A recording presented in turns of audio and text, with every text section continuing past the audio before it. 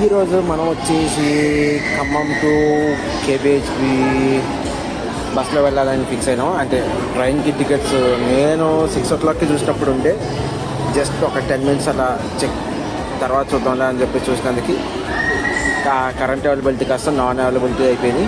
So door మూసుకొని బస్కి వెళ్ళాలని ఫిక్స్ అయినా. సో నైట్ ఇప్పుడు టైం వచ్చేసి 10 అవుతుంది. 10-11-15కే ఏమో బస్ ఉంది. అక్కడ చూపించడానికి మాత్రం 11:30 చూపిస్తుంది.